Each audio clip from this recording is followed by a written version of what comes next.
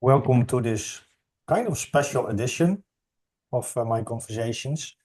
And again with Dr. Bill Lewinski. And normally we talk about all things police training and police research, but this time we're talking about his journey in the martial arts and maybe a little bit of my history in martial arts.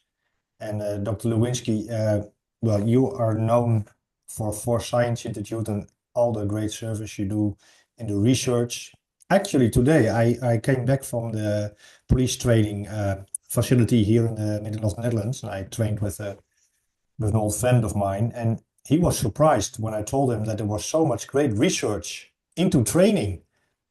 So I said, I'm going to talk with Dr. Lewinski and for science, and I told a little bit about the studies you did, which are very relevant to police training. And my friend, his eyes, he's an older guy, he's an older judo champion. And he looked at me, didn't I knew that? I say, well, yeah. But thank you for having a conversation again. It's fun to be with you, Erik. Really enjoy our time together. Thank you Great. for inviting me. Yes. And this time we're going to talk about something. So yeah, I was trying to say something different, but maybe it's not that different at all. We are going to talk about martial arts and your journey into martial arts. And I think especially in Karate Do and in Goju Kai. Uh, what would be a fun question to start with? Well, I don't know, but as you're mentioning it, I'm just thinking that, a lot of our work is informed by my martial arts training. As you, I've learned a lot about human performance under high stress because of my experience in the martial arts and athletic competition. I've learned more on the floor and more on the track. I used to be a competitive track athlete, Mm. got a track scholarship at university. Uh, Actually competed in the Canadian Olympic trials, but as a 15-year-old. Mhm. But as I matured, I learned a lot about experience and the effect of stress and how to work with stress and athletic performance through that. That has a tremendous application to motor learning and skills in the police world, communication skills, the psychology of human performance under stress. Yes. These are, some of the questions that you're looking at asking me about the Zen and the Yeah. psychology of Yeah. performance, Yeah. dating back to Dakwon Soho in 1500, really has a direct application to the research we're doing today on eye scan and Wow. cognitive interpretation. Oh, There is this type of link yeah. between that. So we're not going to stray far from police training, but it will appear that way. Yeah, yeah, yeah, yeah. But What, it's not. and when did your journey in martial arts started, and what did you do? Immediately into karate? Yes. I grew up in Thunder Bay, Ontario, and that at that time it was called Port Arthur, Ontario, and it's at the top of Lake Superior. Real cold climate, and very poor community, seasonal employment. And I grew up in the most violent neighborhood in Thunder Bay. And Thunder Bay, for most of the years, and has just reclaimed the title last year, um, was homicide capital of Canada. Oh, And so part of why I wanted to join karate was to learn how to defend myself because there's a lot of conflict. In the schoolyard at recess, I went to a Catholic school. We had to walk by a Protestant school. It wasn't a Protestant, it was yeah, non-denominational, but it was, yeah. and they were challenging us all the time. And I remember a day when one of my good friends got thrown to the ground and kicked in the head, and we had to take him to the hospital. Oh, But it was that kind of conflict situation. It was kind of normal. And so I wanted to learn a little more about how to defend myself. And so I took a course in self-defense, and I was kind of amazed by it all. yeah. And so I kind of played with it for a while. But in 1967, I had an opportunity to train in Goju-ryu. Ah, It was a Japanese form of Goju-ryu, kind of connected to Yamaguchi family, which is Goju Kai, but it's an offshoot. And it really amazed me. The complexity, the science, the aesthetics, really kind of amazed me. And so that started my journey. yeah, And I have been training mostly 4 days a week since January, not January, September of 1967. what did karate look like at that time? I mean, yeah, did, I found it very romantic at the time when I started karate. The Japanese were a kind of gods, so to speak, and I did Kyokushin karate, and Oyama was ripping the horns off of what was it called? How do Of you- bulls. of bulls and so on. So Yeah. it was a whole narrative, and but, what was it Right. like in Kojukai at that time?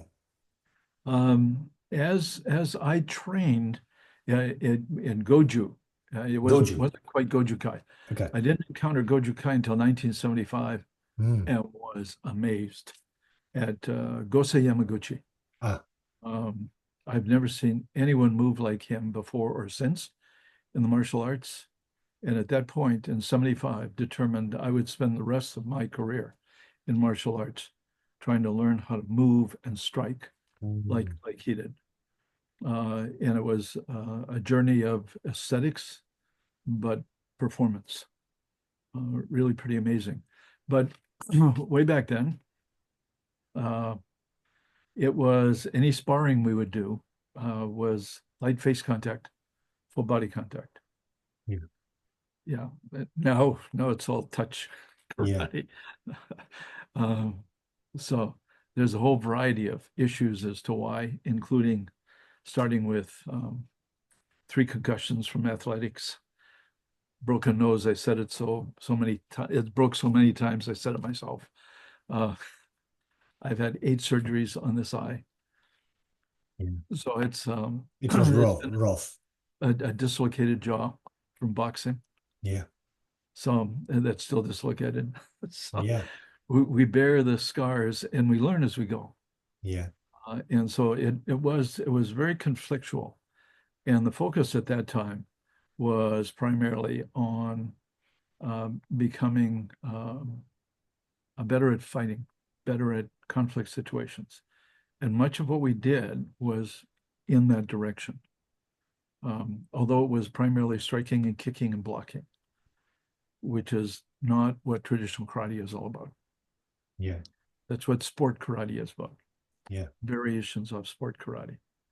So, And, um, go ahead. can you tell us something about the particular style you studied, Goju-kai? What is, maybe you can give a kind of history in short. What is Goju-kai? Goju-kai, who was the founder?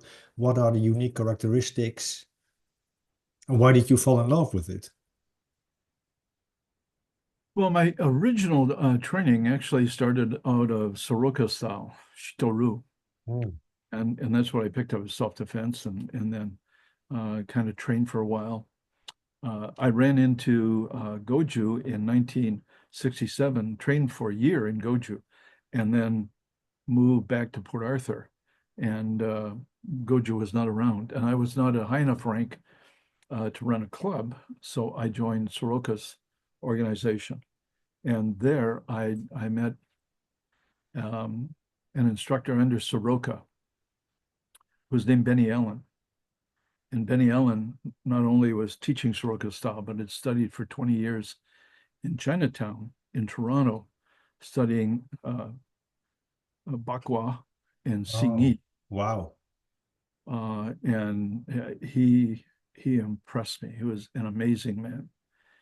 He could punch me on the chest, and I could feel the power go right through my heart and vibrate my spine. Yeah. Or he could hit me on my left shoulder and my right shoulder. You just feel the force go. and you could feel that pain Yeah. in the right side. An amazing capacity to deliver things, but totally soft movement. And it was all about sequence. It was about using sequence to deliver force in a soft fashion versus muscle. Yeah. Mr. Yamaguchi, Gosei Yamaguchi, epitomized that when I was first training with him in 75. And I was striking very hard. And that evening, he took me and my training partner, John Linhoff, from Minneapolis. We went into his office in his dojo. And he said, Bill, punching is like Michelangelo and David. He said, Michelangelo saw David in the stone and chipped away the stone to find the real David. Your muscle constriction is like the stone. You have to chip it away until eventually there's only the punch. Wow. And that is the sequencing from the floor through the hips that give you the speed to allow for penetration, short-term penetration that really drives the force into something. And that was Mr. Yamaguchi. And he was the son of, this was the master or the grandmaster or his son? Yeah, the founder of Goju Kai, Yeah. who trained under Miyagi, Yeah. was Gogen Yamaguchi. Gogen Yamaguchi, yeah. His eldest son is Gosei Yamaguchi. Yeah. And when I first met Gosei, we trained for 4 days, 6 hours a day on the floor. And it was really hard training. And Mr. Yamaguchi just drove us. It was absolutely amazing. But before we left, we asked him if he would show us Sanchin, and he would show us another kata just to demonstrate movement. And he did Sanchin, and it was a revelation. The concentration, the emotional intensity. You know, you've heard us speak about in the police world, we talk about fear, fright, anger, freeze. Yamaguchi doing Sanchin was amazingly intense. And we were convinced he could walk through walls with the capacity to focus so intently. And then he did Kata Geiden for us. And it was so fluid and so smooth. And then bam, so hard and fluid and smooth. Bam, so hard. That it was just really, it was amazing to watch human performance at that level. And at that moment, I really became aware of where I needed to go in my karate development. Was Gogen Yamaguchi still alive at the time? Yes, he was. Did you ever meet him? No, I never trained in Japan. Okay. He came over one time in the early 70s to a tournament that Gosei promoted. And that was, I think, 1970, 1971. And that's the only time Gogen's been to the United States. Yeah. What was his vision for karate for Goju Kai? Did the Gogen Yamaguchi or his sons? What was their philosophy? It's interesting because he was a Shinto priest. Gogen was a Shinto priest, and one of the things that the sons endeavored to do was to separate karate out from any sort of cultural identifiable component. Oh. So it wasn't Shintoism, it wasn't Zen. We were into performance karate. And that was a definitive move specifically made to isolate out Goju Kai from the Japanese culture. Mm. It's Mr. Yamaguchi has provided several lectures on how karate is in a form of diaspora out of Japan, adopted uniquely by each culture that grabs a hold of it. It's almost like a Rorschach. And then they make of it what they believe it to be. Mm. You and I are going to talk about some of the historical stuff, Yeah, I think, today yeah, that connect to the mind of the warrior, which yeah, has direct correlation with performance aspects of skills under stress to today.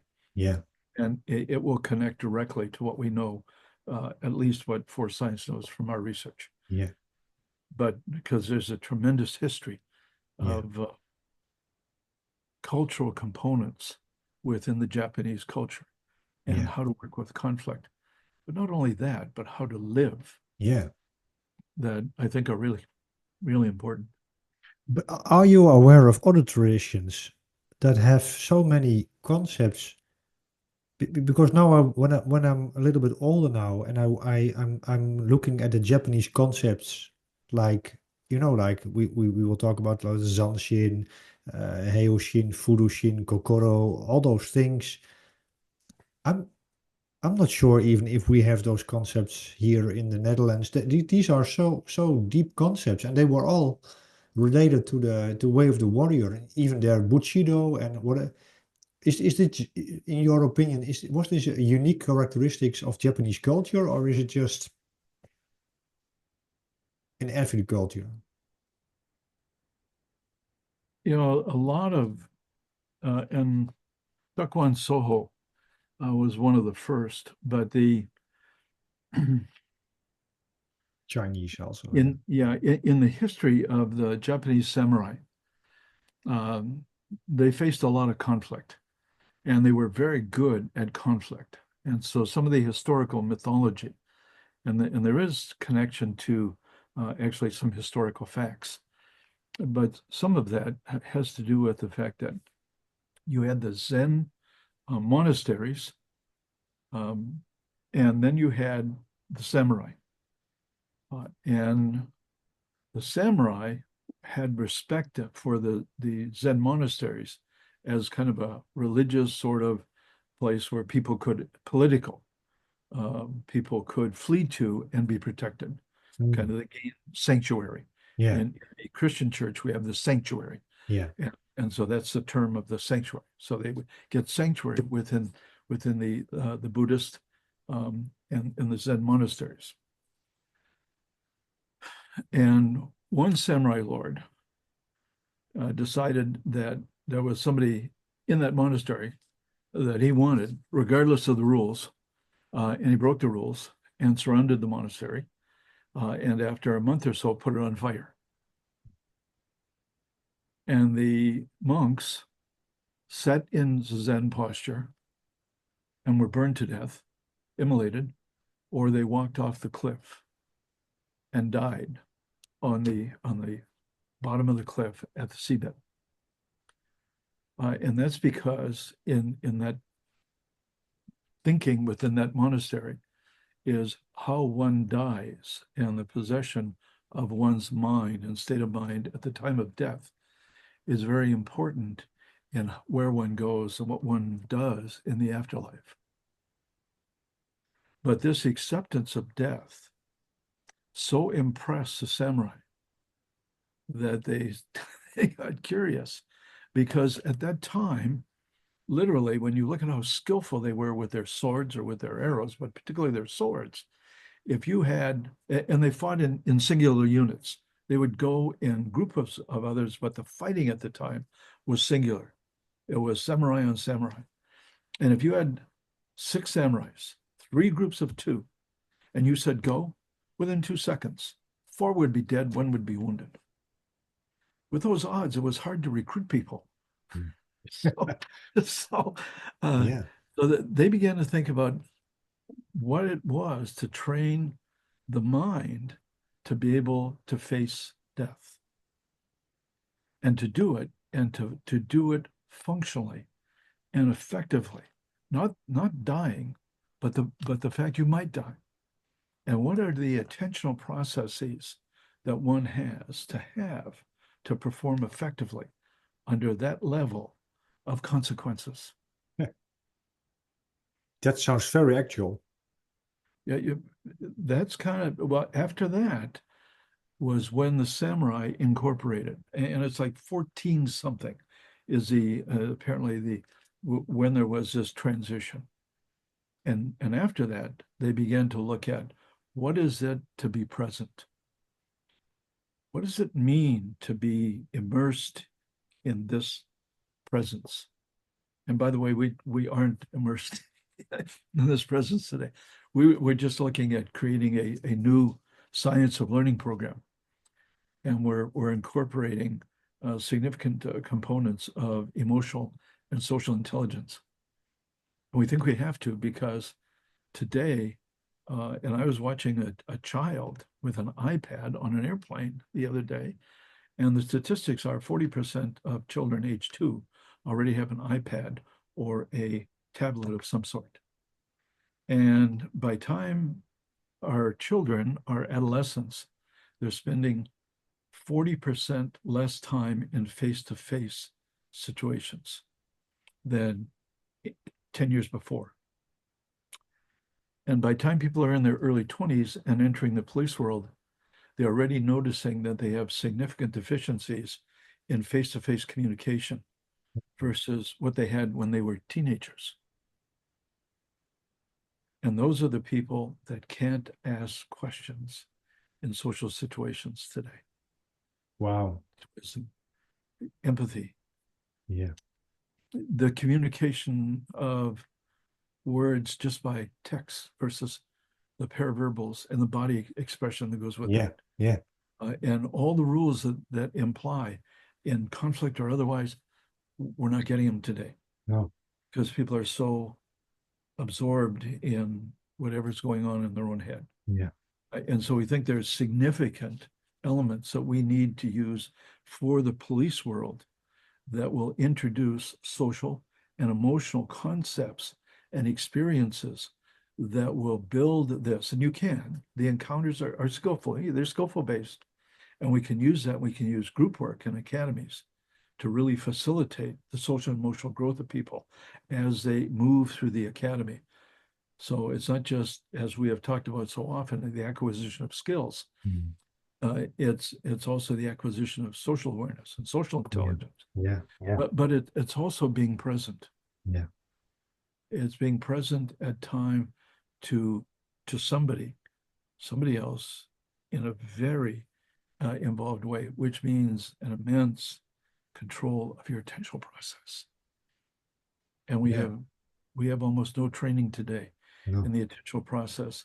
And yet, if you look at your training and what you got in Kyokushinkai and in the martial arts, immense acquisition of discipline and attentional process and commitment and awareness and working through pain. Yeah. I mean, just really amazing sorts of developmental experiences. Can we just talk a little bit about some of these concepts and just for example the concept of being present, but also about the zanshin with the Z, from attention awareness. What is a favorite concept of yours in karate which is very relevant for performance? Well, it's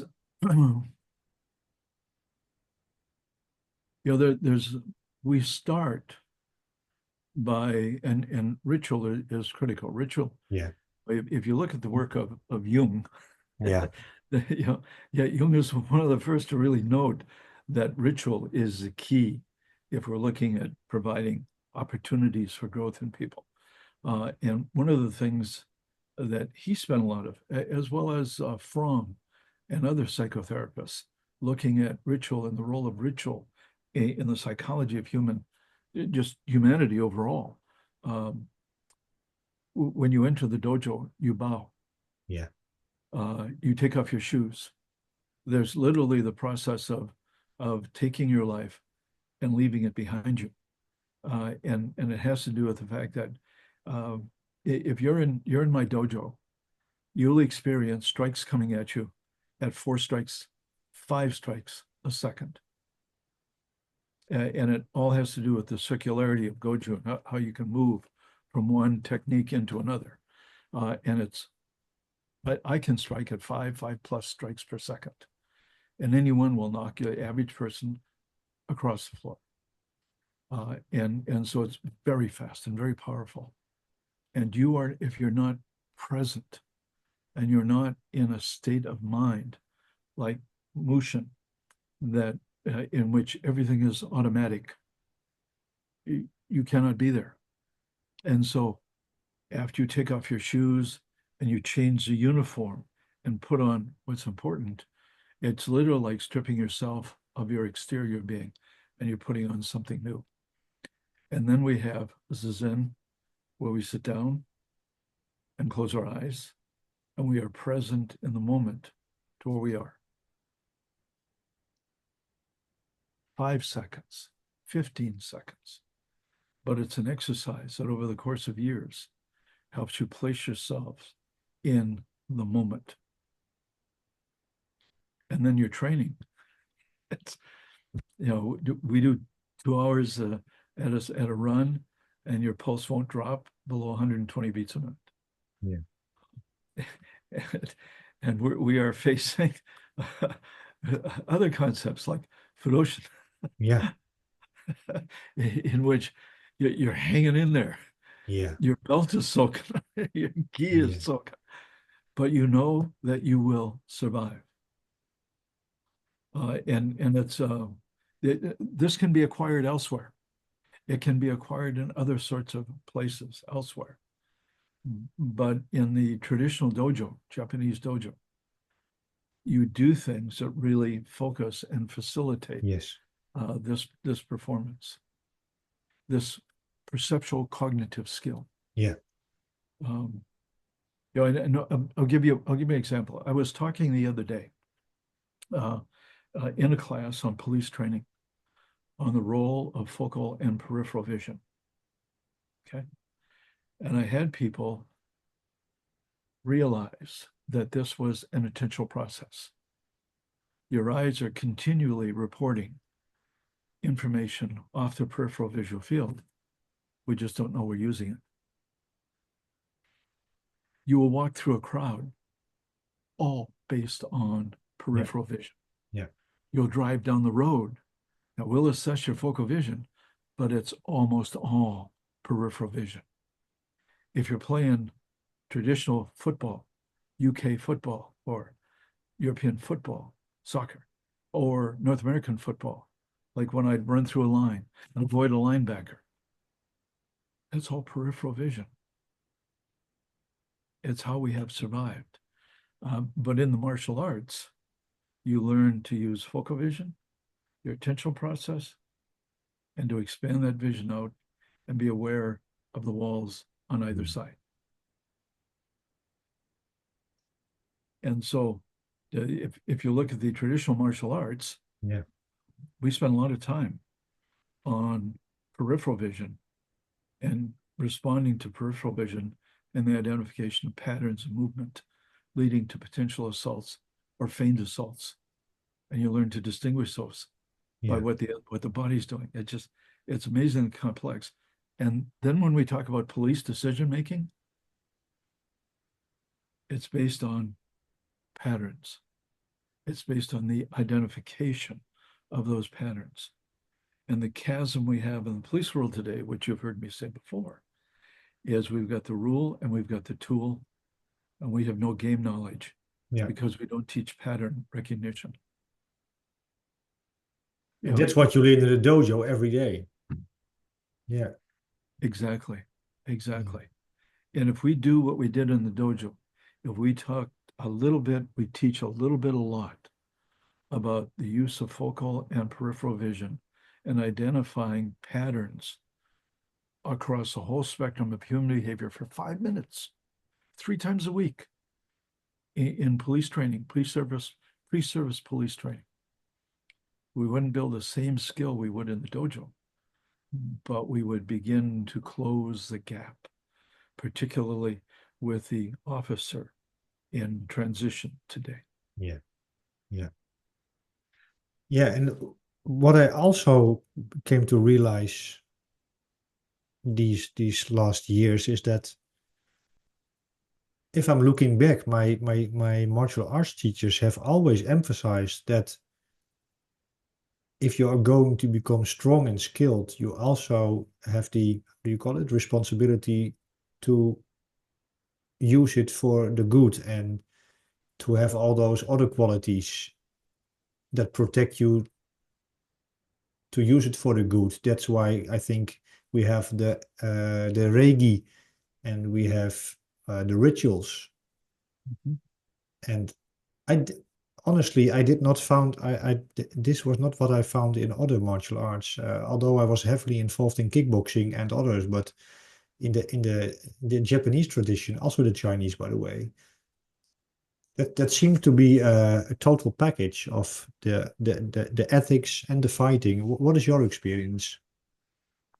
Yeah, the character of the warrior or the athlete, depending upon your view, modern or older, um, is an important component in traditional martial arts experience. And I think that's an important value that's it appears to have peaked or evolved to an important concept in the 1950s under the influence of Americans in Japan and why the martial arts evolved the way they did. Because the Americans forbade military training of any Japanese. And how they were able to separate out the martial arts was to emphasize the character development that occurred within it. Now that goes back to Jidoro Kano in judo and Funakoshi, and it's historical, but it came to be emphasized as an important component, and the Americans became convinced that they couldn't interrupt this. This was not warrior training, military training. This was a sports training that evolved character like the Boy Scouts. Not entirely. I don't want to diminish it because I think it's way more important than that. But I know that's where it seemed to have peaked as an external expression of a value within the martial arts.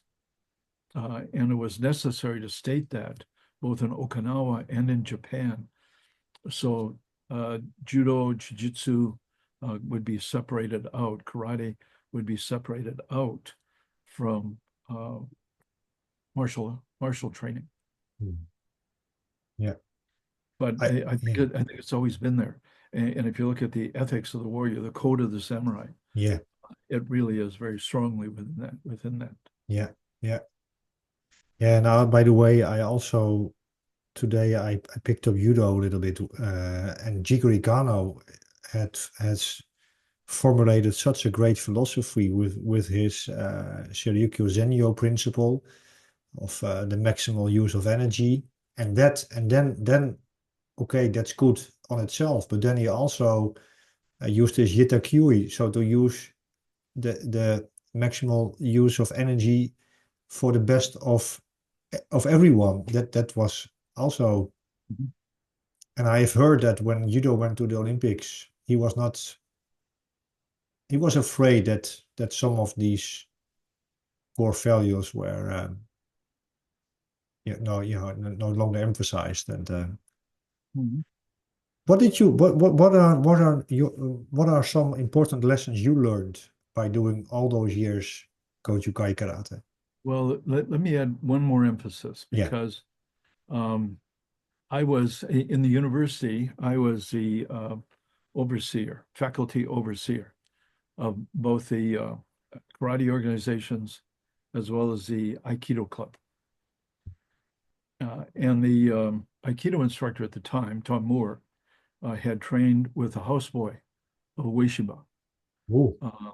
Yeah. And one time when the Ueshiba's houseboy, and I'm blocking on his name now, came to visit, we put on a tea ceremony for him. One of my students was Japanese, and she went back that summer to Japan, knowing that we were going to do a tea ceremony, and trained with her mother in the tea ceremony. And then when he came over, we presented the tea ceremony for him as a gift.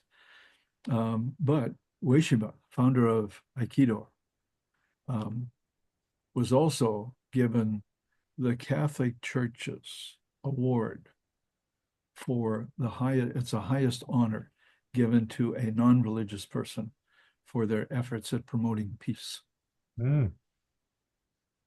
And Ueshiba, about 52, had a spiritual awakening, and from that point forward worked on the unity of all humanity. Yeah. And kind of laid down some of the philosophy of modern Aikido versus Akijitsu, which Yeah. he taught earlier.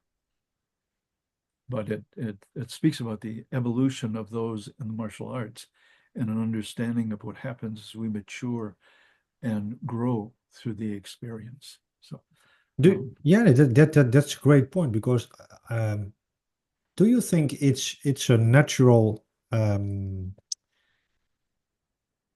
what do do you think it is just natural that we as human beings, when we first, I can only talk about men because I'm a man myself, that as we move through life, that when you're young, you want the physical stuff, you want to fight, and then later on, because then later on you get another perspective on martial arts, its goal and so on.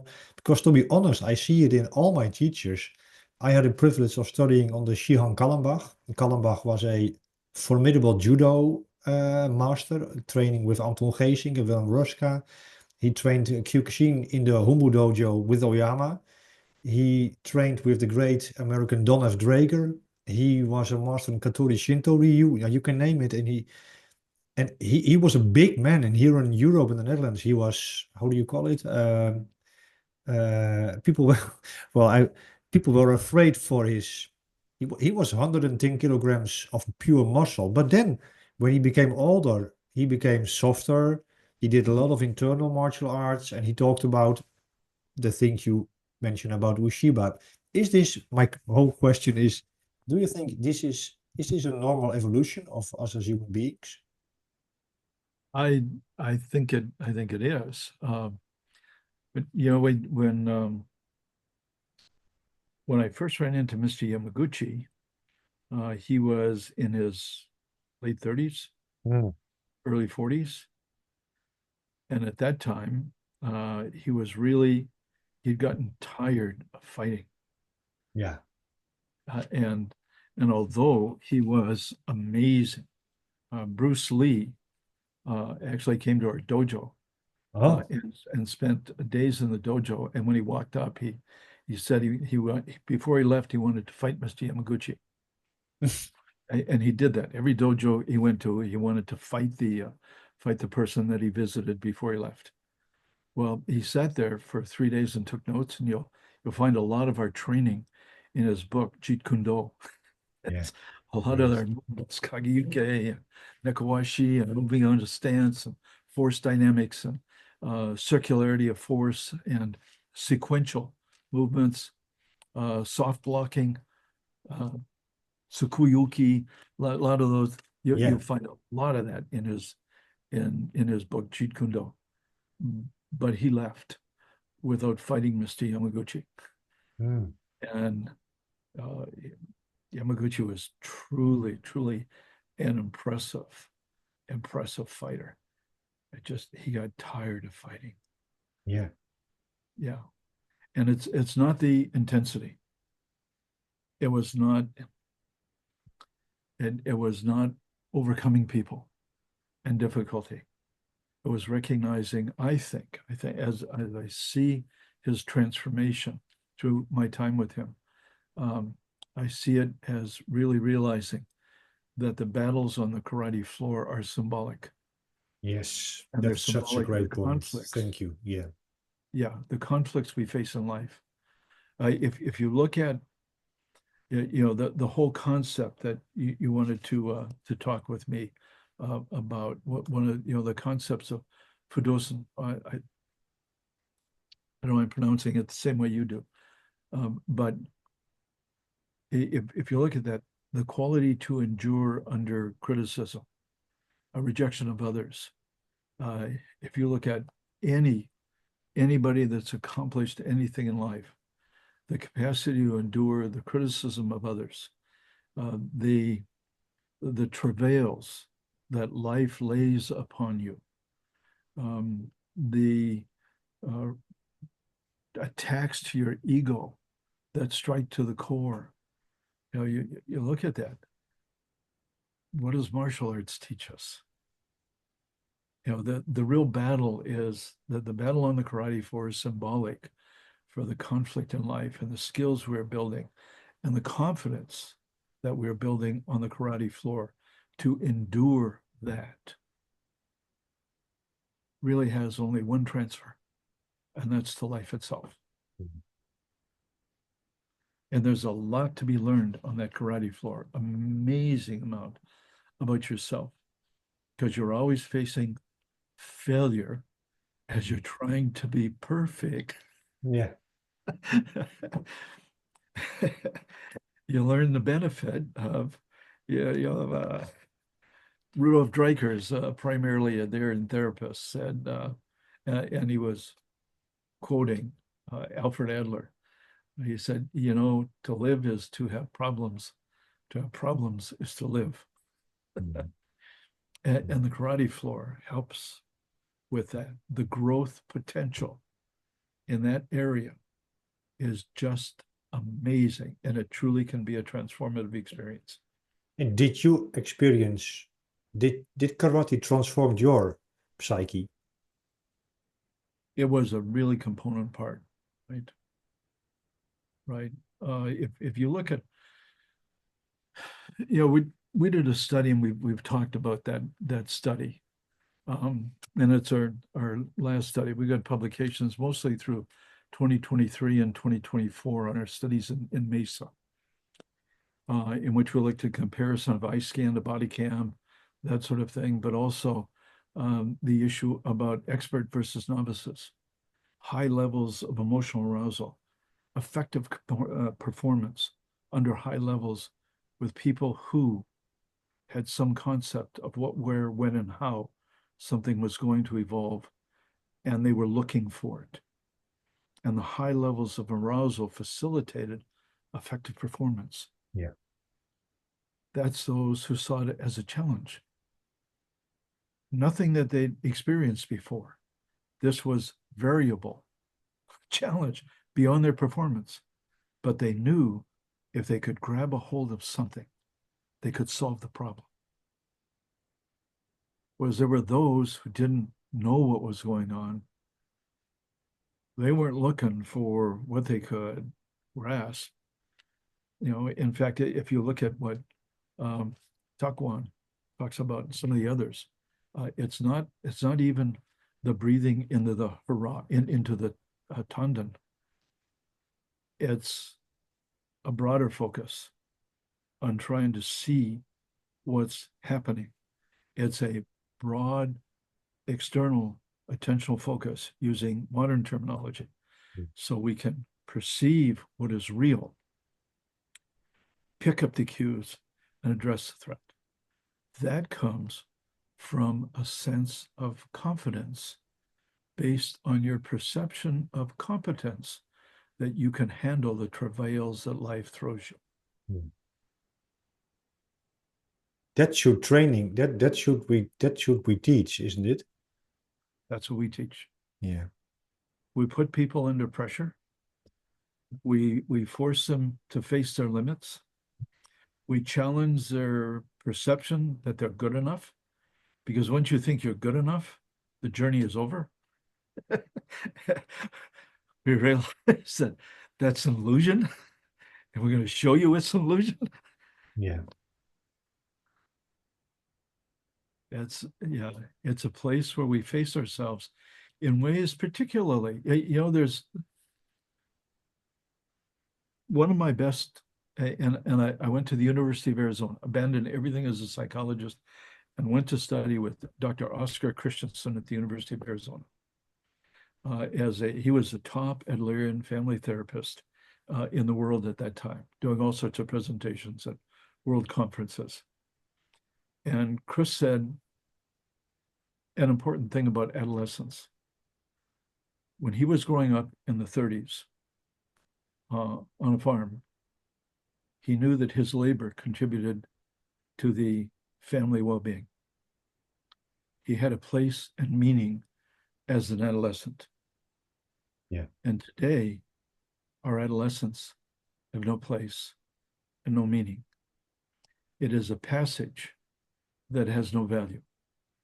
Yeah, that's yeah. Yeah, and they don't learn about life.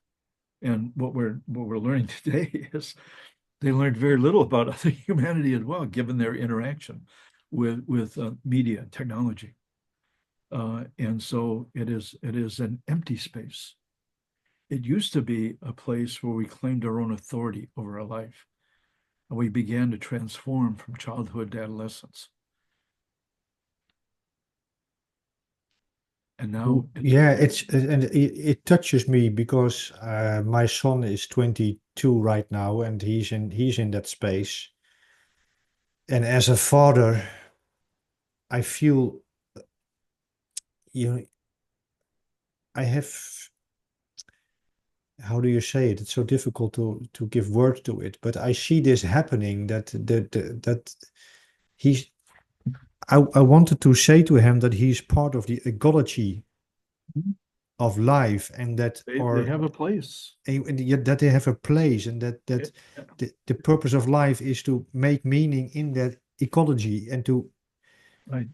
But if you don't see the ecology anymore, what's left besides making money for something empty? Right. Hmm. Life is a search for meaning. Yeah. And to quote Viktor Frankl, we search for meaning, but we can find value. We can find confidence. We can build skill and realize how we face challenges. And that's the dojo floor. Yeah. It's an amazing transformative process.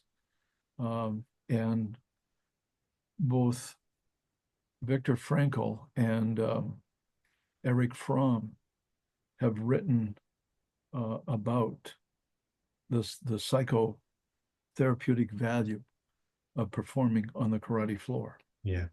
in a traditional dojo. Yeah. What are the core elements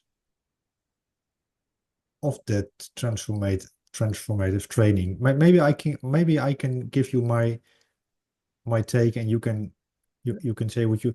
So for me as a youngster, because it saved my life. I was living on the street. I was on drugs. I was on it was just gangs. It was all over. No parents. So then they put me away in a, how do you call it? Children home, something like that. I'm not sure how to call it. But then on some miraculous way, and I talked about it with Jeff Quayle, some miraculous way, I found the dojo. It has to be some message from above, because why?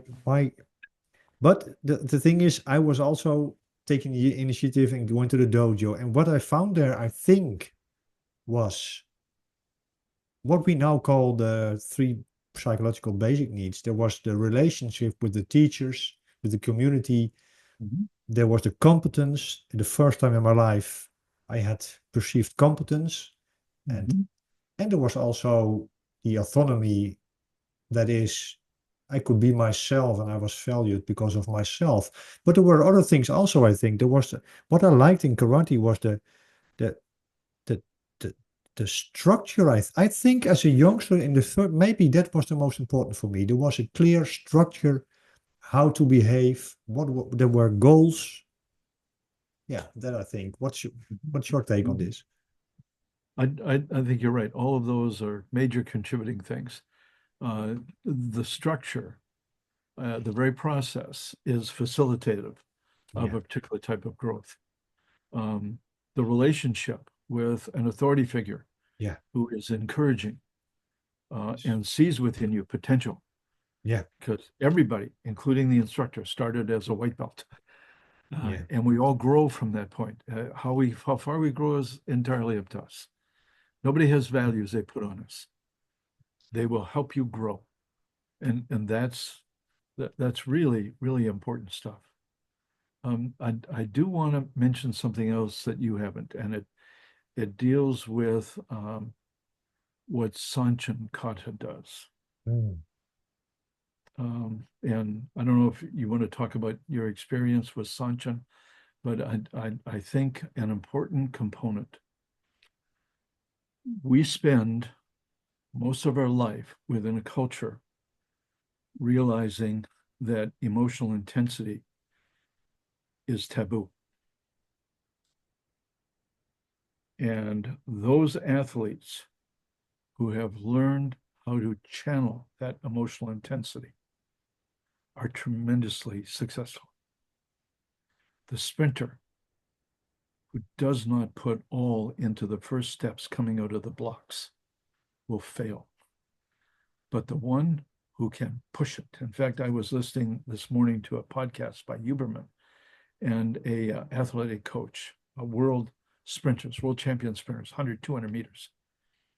And he said, you can tell when someone is sprinting how their foot hits the ground and relates to the ground, that push, that focus, that they're not plotting. It's that bam, bam. Yeah. But it comes, the physical comes with emotional intensity. And it's just there. But for much of our culture, we suppress it. The effect of culture is to suppress that component of human behavior. So it allows us to get along together. So we cover ourselves up. A lot of people lead very inhibited lives. But when you get to the dojo, you are taught how to release that in a constructive way, how to channel that energy and that intensity into a constructive way. And Sanchin not only facilitates that constructive process, but actually builds on the emotional intensity. And we know now why it works. They think it's connected to breathing, but it's actually connected to intrathoracic pressure and influence on the vagus nerve and the elongation of the inhale, which is a stimulant of the sympathetic nervous system. So if you put pressure and you elongate the breath, you literally, I can feel the adrenaline surge right there. Yeah. Your heartbeat is in between beats. It is sympathetic, and on the beat, it's parasympathetic. Okay, so if you're, pardon me, not on the beat, on the breath. Yeah. On Yeah. the breath, if you're exhaling out, you're stimulating your parasympathetic nervous system. On your inhale, your sympathetic, your arousal system. Yes. But we can inhale in such a wussy fashion that the sympathetic nervous system is not aroused. But if you put thoracic pressure on the inhale, it is immediately an adrenaline surge that goes with the intrathoracic pressure on the inhale. And so you're literally learning how to regulate and utilize your emotional process, which is, it makes you a great partner because you're really intense, but you're not going to hurt people. Yeah. Yeah. So for those who are not familiar with this, Sanchin Kata is a kata with, I can only speak from Goju Ryu, Okinawan Goju Ryu. And there it is a form where where there is muscle tension, and at the same time there is continuous in and out breathing with or what you just I cannot pronounce it, thoracic pressure, and it's well, it's very it's very hard, and then with the pressure, and yeah, if you do it very aggressive, yeah. Not from the point of view that you're red in the face and your veins are bulging. No, of course It not. all has to do with the pressure you're applying on the vagus nerve. But it comes out of Goju Kata got this from yoga, from Kundalini yoga. And Kundalini yoga is the method of yoga practiced by the Sikhs. But Kundalini yoga was used by warrior cultures for over 3,000 years before it was picked up by the Japanese in Goju, in Okinawa or elsewhere. Yeah. And so it really is about focused intensity across a spectrum of body components and movements. Yeah. And there's particular movements within the kata. Higiona, one of the originators of a hard, soft system, Go-Ju, go hard, Ju soft. Higiona, realizing that as karate was evolving, the hard and the soft would eventually lose their significance. And so he developed Sanchin Kata that focused on the strength of kata, the hard components of kata, not so much the muscular hard, so much as the energy hard systems, that high level of intensity. And then he focused on tencho, soft flowing components that went with it. Now, soft and flowing is not really soft and flowing. When I was learning soft and flowing, I was also training an iron palm and could slap my way through 2 really thick construction bricks. Yeah. It's an open palm. Wow. It is not soft. No. It is using sequential motion to rapidly, in short distance, build acceleration by sequencing of movements, and then explosive and or whatever it is. Yeah. So we have Sanchin, we have Tencho, and Sanchin is designed to focus on, it's not the chakras, but if you think about how it connects to Kundalini yoga, it's the 3rd chakra just below the navel. Okay. And that is the energy source in Kundalini yoga. But it also is, what we know now is it's a tremendous way to stimulate the adrenal glands. And the all that goes with the sympathetic nervous system as it prepares for conflict situations. Wow. Has there been any research on these methods, on Sanchin or Tencho, as far as you know? No, but I will give you. I pulled up this. Now you probably can't see it because it's a little blurry on my camera. Yeah. But it's a collection of data. I just ran across it. The influence of breathing on the central nervous system. Yeah. And it's not written to explain Sanchin. It's written to explain the influence of breathing and breathing patterns. Yeah. And what we do in various systems. Yeah. That actually, so it's laid. It's a pretty good research foundation, but we do not have really enough research on Sanchin breathing. Do you think it would be a good idea for karate teachers to invest some time in studying Kundalini? Kundalini is a mystical system that deals with energy systems. And I have trained with Kundalini people that have run ashrams, but I don't participate in Kundalini yoga. I don't know enough about it, other than what I know about the 3rd chakra. Yeah, yeah, yeah, So yeah.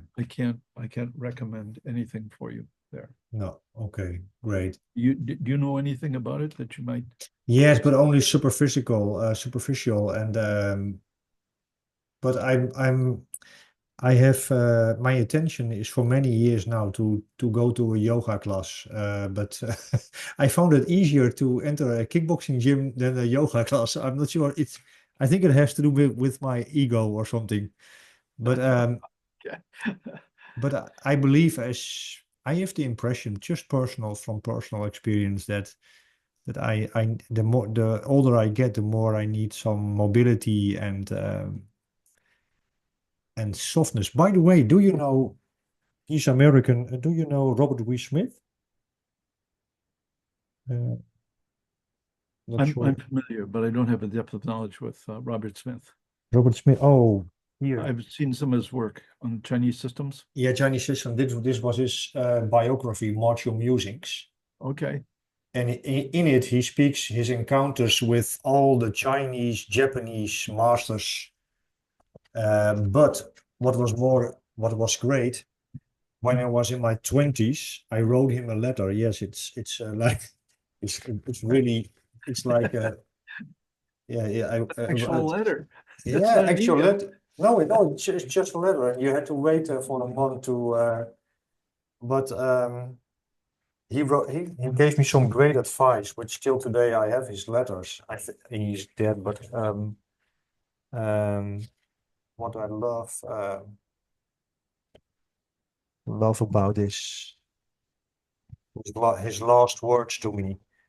Um, oh yes, I asked him advice. I think he was in his 70s right then, and he studied judo and he studied all the hard martial arts, and later on became a personal student of Cheng Mang Ing in Tai Chi Chuan. And he wrote me, if I would tell you to, I asked him one advice. And he answered, I would tell you to train hard, but don't damage your body. When you're injured, take proper rest.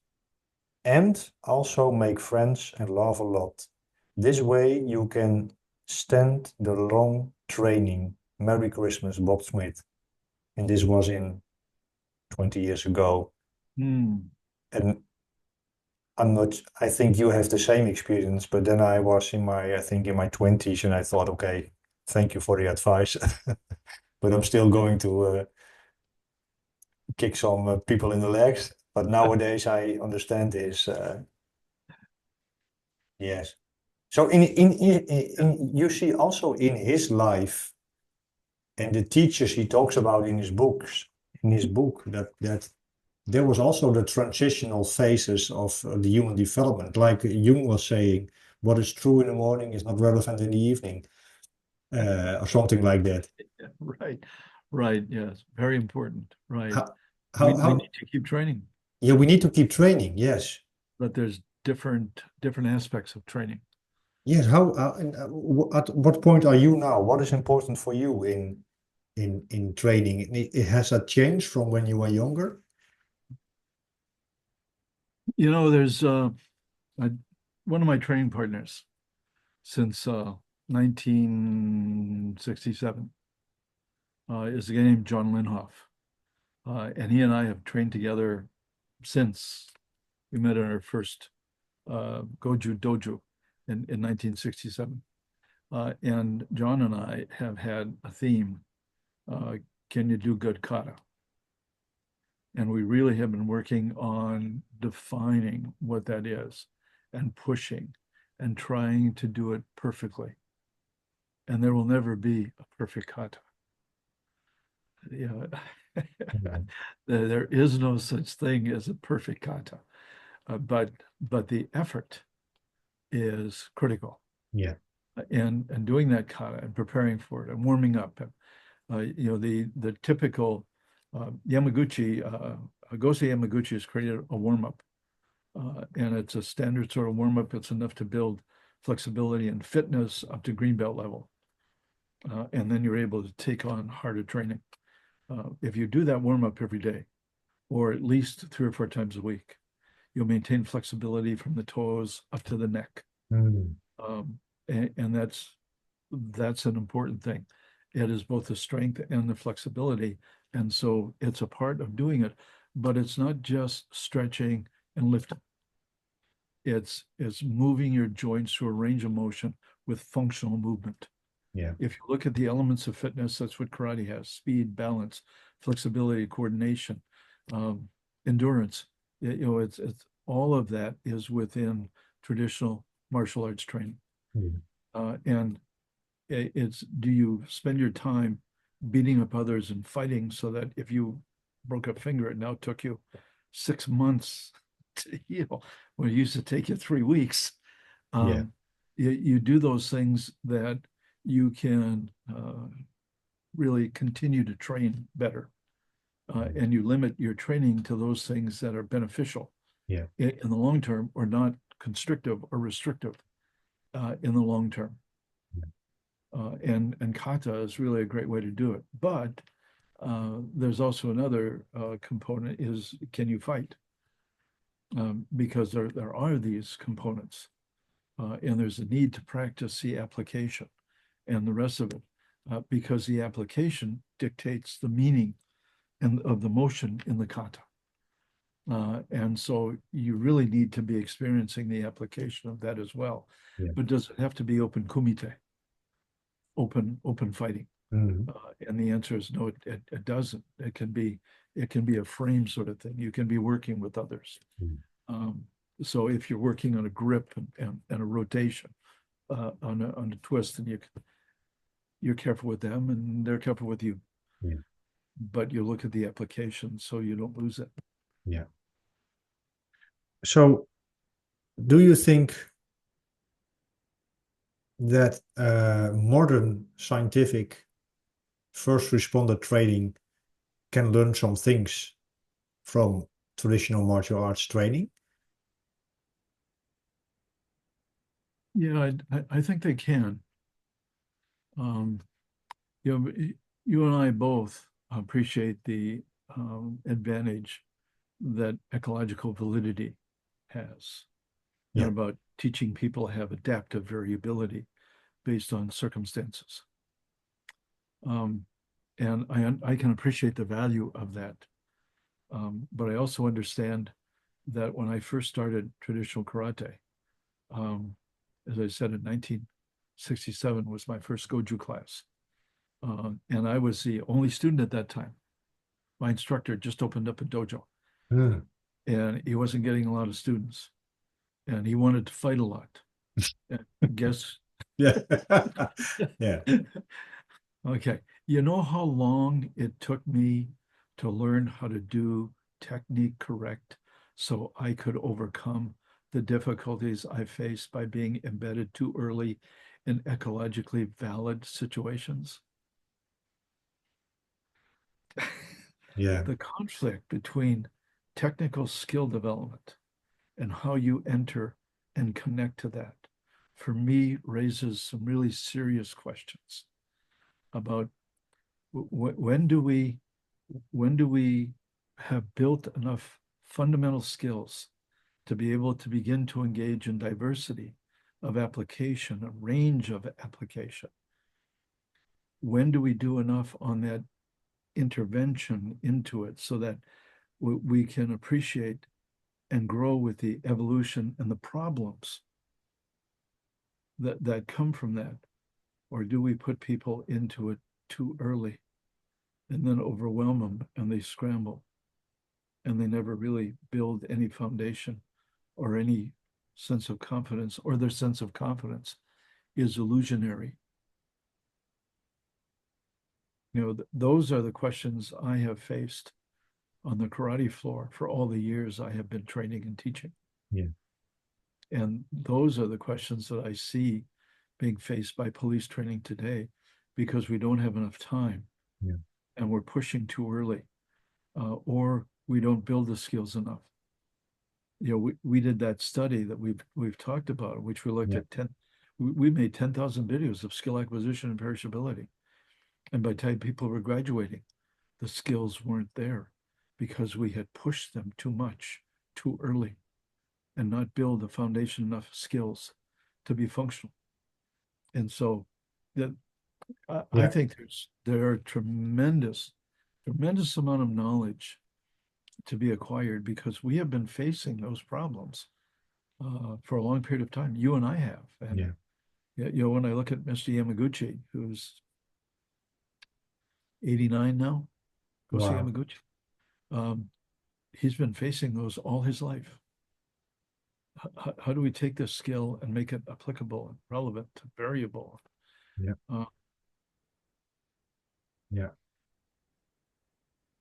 so your thoughts on that, because that question comes out of your thoughts. Yes, it's a strange journey because I started in martial arts basically, I think basically because of psychological needs, being a youngster without parents and so on. So I entered to have some goals and some meaning. Then here in the Netherlands, I became really interested in fighting. So kickboxing was becoming very popular, and then I entered the police, and we did all these how do you call it? Reality Control. based, yeah, Oh, yeah. reality based training with Blauer and what was not there, and then in 1993 I saw a video of Hoist Gracie beating up all the people in the octagon. So I thought I should train that also. And so I a little bit moved away from my traditional education. But the last 5 years, especially when I wrote, I'm not sure if you knew this, but I wrote two more books recently. This is Martial Arts as a Compass. Okay. And this is the companion book. It's in Dutch, where I interviewed um, martial arts teachers here in the Netherlands, and also one Mhm. of in America. But then it appeared to me again that that there were very important lessons in Japanese or in traditional martial arts, which I was forgotten, like the longevity, the health, the ethics, the community, the structure, the philosophy, the way of the warrior, and so Mhm. on and so on. And nowadays, I think in police training, and by the way, I'm a teacher at the University of Applied Science, so at physical education department. So I have each year I have 200 students becoming a physical education teacher. And in my opinion, what I need most are these philosophical, psychological qualities Mhm. like attention, communication, social skills, emotional Mhm. skills, rituals. So that's a long way of saying that I think all those, I maybe you said it best. I think if we could, for those youngsters and also in police training, if we could use that philosophy that on in the training in training there is a symbolic there's the symbolic you said it so beautiful. um, it's not overcoming, it's the fighting, you're fighting, not you said it more beautiful. The fight with yourself to become stronger and better person. Right, right. The battle is yeah, I don't remember how I framed it. So Yeah, hopefully you've recorded it. because I think, yeah, I've recorded it, but because I think also here with police training, and I can only speak of the Netherlands, but you can teach them. Of course, you should teach them all the skills and so on and so on. But even if you can draw a gun, punch or kick, what kind of substantial is behind it? Yeah, The physical, emotional, spiritual. yep, Yeah, yep. That sense of confidence in your competence. yeah, Yeah, because you have grown within yourself yeah. as you've gone through the training. And that is something that we don't pay much attention to in the police world. No, That I think there's more attention paid to it. And you've interviewed some great people. I'm looking at some of your podcasts, people talking about the development of the character, of Yeah, the athletes is a really important component for them in their absolutely. coaching and throughout their life, the people they have Yes. and if I look at my life, I was significantly influenced by a high school track coach Mm, who took me under his wing and gave me a chance yes, that's it. Yeah. to look beyond my community and to look internationally and to really focus and work hard and to get that goal. And so that's it's really important, and that's what we need to do on the floor of the dojo or the police training area. So there's no question. But if you look at um, it doesn't matter what martial arts philosopher you look at, the best battle is one that's avoided. Yes, We've done absolutely. some very interesting research on ambush situations, including looking at accelerometers and gyroscopes and body movement when one is startled and the rest of it. And we've seen some pretty fantastic startle reactions on some of our studies where we've surprised. And people have asked us, how can we how can we train officers to handle that situation? And the answer is, well, don't be there. That's that's the best way. But how do you not be there, or how do you influence the situation so it doesn't turn out that way? And that's when we look at the old warrior. Mm. It's wisdom that comes from knowing how to read and analyze the situation, that comes from awareness out of yourself to the world in which you are. So you're aware of what is happening. That is Zanshin. That's Mushin, Yeah, depending on what stage you're at. It's that training of awareness yeah, that is really the key. And then, as we were pointing out earlier, it's the cultural and social components that help people recognize patterns and evolution and become, our brain is designed as a predictive mechanism. yeah, It's designed to help us understand what's about to happen, but it only happens if we're aware yeah, of what's going on out here. And that state of mind of awareness is something we need to teach. And it's not necessarily spiritual. It could be, but it is game knowledge, and it's how to see what's about to happen. yeah, And the old warrior yeah, knows that and can avoid the fight, or can conquer without fighting, yeah, or can eliminate the opportunity, or can de-escalate yeah, because they're not emotionally involved and they see enough of a situation early enough that they might be able to intervene in it. yeah. There's all sorts of things that come with the wisdom of Absolutely. Yeah, how people behave. We learn that in conflict situations on the martial arts floor. yeah, But when I look at all of I supervise a suicide line, a yeah, suicide intervention line for a quarter century. And I was teaching people to listen to the words. It's not the words, it's what surrounded the words. mm, It's a context, it's a theme, it's that attention to that process that gives you a clue as to why people are going to do what they're going to do, which sets up how to intervene. Same with hostage situations. yeah, Same with conflict. You can tell when people are getting ready to punch you. yeah, yeah. But you have to be Present. watching Yeah, watching yeah, for it. yeah, And so we have been hounding about there's a chasm in police training that not only deals with police training, but we're talking about the maturity of the person yeah, and building the confidence that they have to really read instead of going, oh, can I handle this? It's what is there? What can I manage? How can I make this work for me? That perspective is a perspective of a martial artist who has adaptiveness and variability. yes. Yes.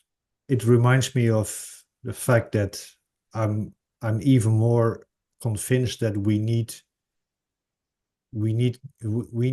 good sensei, so to speak. For example, also here I work a little bit with the military here in the Netherlands, and I think one of the greatest challenges, especially for Dutch military organization right now, is the, how do you call it, educational cadre, the yeah, because the teachers, the educators, the trainers are the first persons you see if you enter the profession. Mhm. And by the way, my daughter just graduated from the I saw that. yeah, from the green, yeah, so and it's, I mean, those teachers can break her, or give her some confidence. I was very aware of it. If the teachers were not good role models, then basically you build a. So my point is, having good instructors, teachers, coaches is so important. Well, I don't have to tell you because you have a whole program Well, for, yeah. no, no, it's a struggle we have continually, particularly in the police world, because people think we build people to handle conflict by providing them with really difficult circumstances. And if you survive that, you're good at handling conflict. But we don't teach people how to do that. Yeah. We put them in things and overwhelm them, and then they give up, and we say, I don't have the character for it. Yeah. We're going like, you have put them in challenge situations and not built the skills. Exposure to stress doesn't build skills. Exposure to stress provides an opportunity for growth. Yeah. Let's not bury people before we grow them to the point where they've got the confidence and their competence to handle the stress that we're about to put on them professionally. And let's do that in a gradual way. And one of the things we're looking at is teaching people to visually focus, because what that does is it focuses the mind. Yeah. And we've been talking all about the Yeah. focus of Yeah. the mind. But the That's, focus yeah. of the mind in our world is chiefly through the eyes. Yeah. And there's an amazing emotional regulation that occurs when we focus on what our eyes are doing. And Dakwan Soho was one of the first to challenge the idea that we need to focus on the hurrah in the tanden when we're in a sword fight. And he says, well, maybe not. Mm. Maybe we can have an external focus. And there's a lot of research now on the Yeah, value of of course. external Yeah. visual focus on performance in high stress situations. But more than that, we can teach people to look and see. Yeah. We can teach people to be aware of. We can teach people to be to have a full vision, to see both focally and peripherally, to see both walls in a conflict situation so they can read all the cues. You know, your eyes are sending in Yeah. that stimuli all the time, but your focus of attention will broaden your width of your visual field or constrict it. Yeah. And it not only does that, but it facilitates emotional focus and intensity. The direct connection between the orbital frontal cortex, well, Yeah. we've talked about Yeah. I and the talked about this emotional last. Yeah. centers. Yeah. But Yeah. who is going to teach that with high challenge, high support? The good sensei The good sensei. Yeah. And who that, believes in encouraging others and building them up to yeah. eventually become great warriors. Great. Right? Yes. Yeah.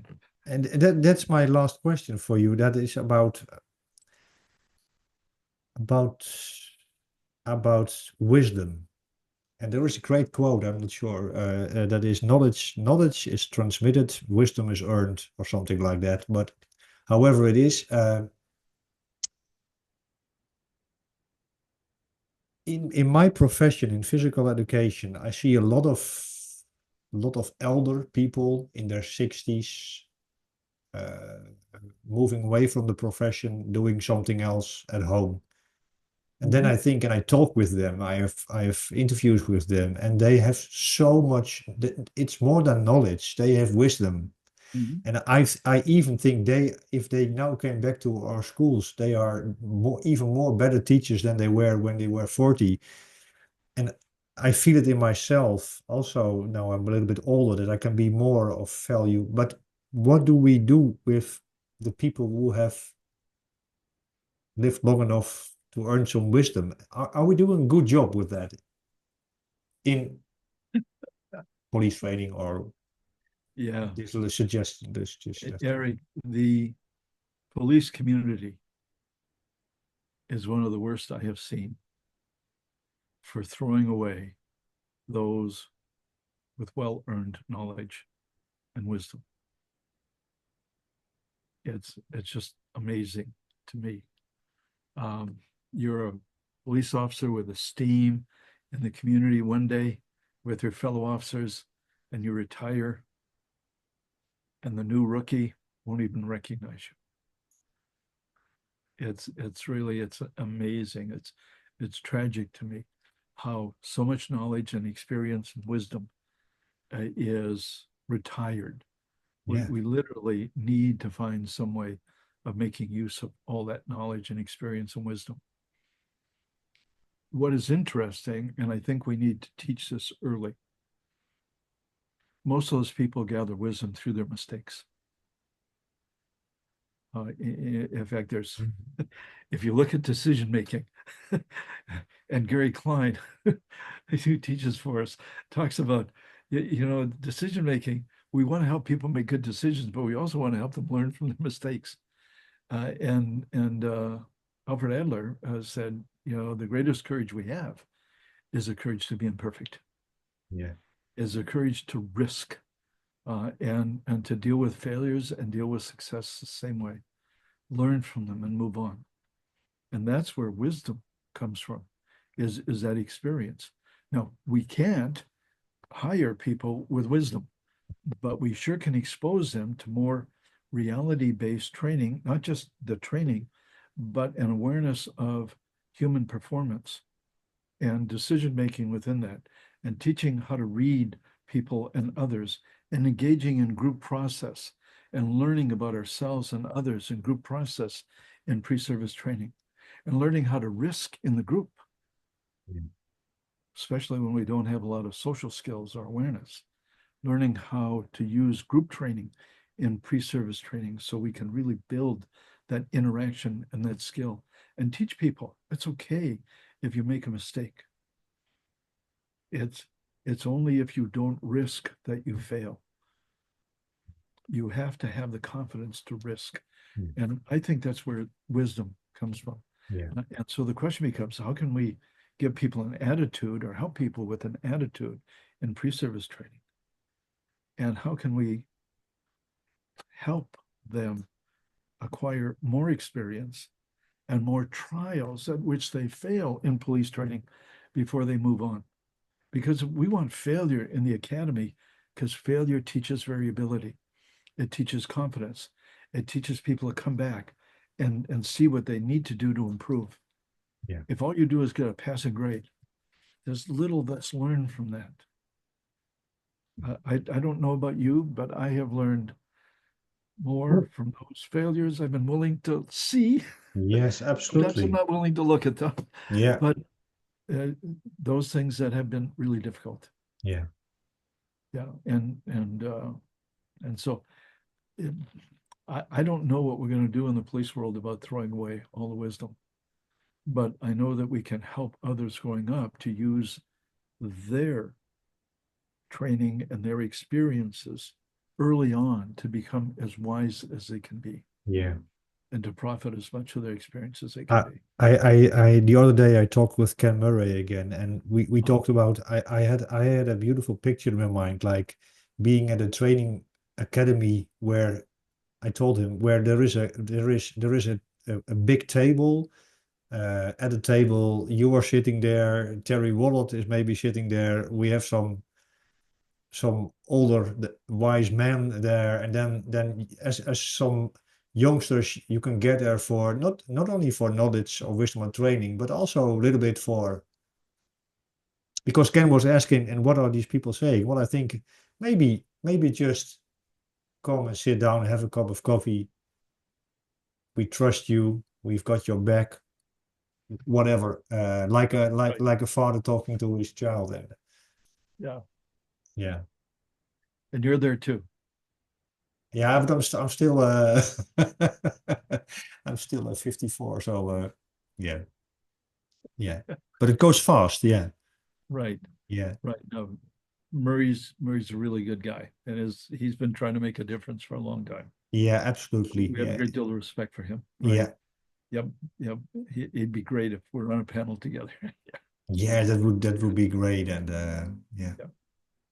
But well, the issue you raise the issue about wisdom yeah, and about having courage yeah, and about willing to risk. That's at least that's the way that I'm phrasing it, and about what that does to attention and how we're usually paying attention to the wrong thing as we begin to fail. yeah, And we really, we know that those who are successful, but when it begins to go to hell, they start scrambling for what they can manage.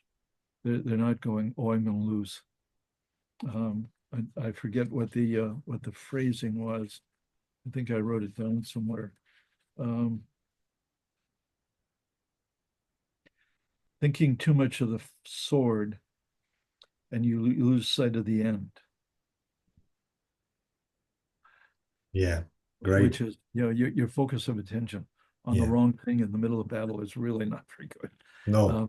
But it's that way if you're in a discussion with someone who's really angry and is assessing whether or not they're going to punch you. If you focus on the wrong thing, you get punched. Yeah. Yeah. So, but then it says, after winning the battle, this is an old Japanese proverb. After winning the battle, tighten your helmet. Yeah. Zanshin. Yeah. Which is, the attentional shift Yeah. when you feel you've won. I remember being punched after I thought I'd accomplished something and avoided conflict, and bam, there was a Yeah. punch coming my way. Yeah. Yes. And, It's great. and Yeah. yeah, and it's all about your focus of attention in the beginning, in the middle, and after it's over with. Yes. And for us, that's the advantage of the philosophy we've been talking about. It not only tremendously relates to life, but tremendously relates to all human conflict situations. Yeah. If we're de-escalating, we need to be looking at what the person is doing, how their face is, how their body posture is, their positioning, the paraverbals, the kinesics, the energy level. That's all attentional process. And if I'm thinking about me and what technique am I going to use now? It's over. Yeah. It's over. Yeah. I don't care how much I have the skill. My attentional process is in the wrong place. Yes. Yesterday I had 15 new karate teachers graduating at our karate federation. Okay. But we had a little chat about Mushin, and of course, they asked me, what do I think about Mushin? And I'm curious what you think of my answer. But my answer was that for me, Mushin is like, it's a kind of receptive, is that a word? Receptive state of full awareness, Mhm. where yeah, it's pure awareness, and then trusting your training to see the patterns and to interfere, or like Gonosen, Senosen, or what. Mhm. That for me was the I see everything. Mhm. Is there a kind of similarity Yeah. between? Yeah. Yeah. Yes. That's kind of, we will develop it Yeah. in kumite practice, Yeah. putting somebody against a wall. And then just like a bag, the other person strikes them as fast as they can, as many strikes as they can.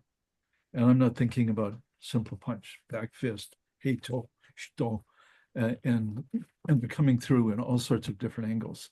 And the student has to see, Yeah. just see. not move. And then you begin to get them to move. And they're beginning to cover body parts, quadrants in their actions. And then you begin to attack them. And they realize they can't block one area Yeah. and they're beginning to develop body patterns that begin to connect. Right. And pretty soon they're blocking every technique instinctively. Yeah. Without a focus on any technique, and it is the mind of no mind. No mind of no mind. Well, that's great. What would be the quest quote to end this conversation? What is it? What is a quote you love in martial arts quote? Well,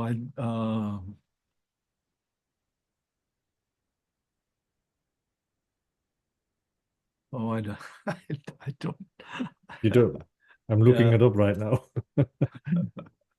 Okay, I'll give you one that's really important to Yeah. me. Is nothing happens if you don't show up for training. Oh, that's also broad. Yeah. Yeah. That's true. Just show up. Yeah. If you're not on the floor, man. Yeah. It comes from karate is a karate person in training. It Yeah. has no definition if the person isn't on the floor in training. Then nothing happens. That Yeah. is real. Yeah. Right. So maybe we'll just end there. Yeah, that's great. That's great. Do you have one? Yeah, I'm just asking you and then I'm looking it up myself. Okay. No, for me, I'm heavily involved in Carl Jung and I love all these phrases. So Uh-huh. for me that one what is true in the morning is not relevant in the evening. This is a little bit the process where I'm in now, that realizing that your perspective in life changes. Also, yeah, that is yeah, that's great. And today I just posted also another one that is what you're not conscious about can maybe control you without being aware of it. So that's all Yeah. also being Right. about being aware. But the psychoanalytic tradition has so much to say, like Adler, like Jung, and Fromm. Oh, well, Great deal of wisdom there. great deal of wisdom. Right. Thank you But so much for your wisdom. okay. Well, let's look at one Greek, Yeah. a Greek problem. What animal walks on all fours in the morning, 2 in the afternoon, and 3 in the evening? 4 in the morning. And the answer is humankind. We crawl as babies, we walk on 2 feet, and then in the evening, we need a third to keep us going. Yeah. But it speaks about adaptation, Yeah. transition, Yeah. growth, Yeah. and a continual need to push forward, to Yeah. have purpose and meaning in what we do. And Yeah. it's a pleasure to share this time with you because I see you are a cohort Thank you in so much, my Will. journey through life, right? Absolutely. And like I was communicating with the great Robert W. Smith when I was a youngster, I'm honored to do it again with your wisdom. So thank you so much. I will end this conversation and online and say goodbye offline. Is that okay for you? That's fine. Okay. Well, thank Au you. revoir. Yeah. Over. Tot ziens. Thank you for listening and well, stay in Mushin and Sanshin for today. Thank you so much for listening. Bye bye.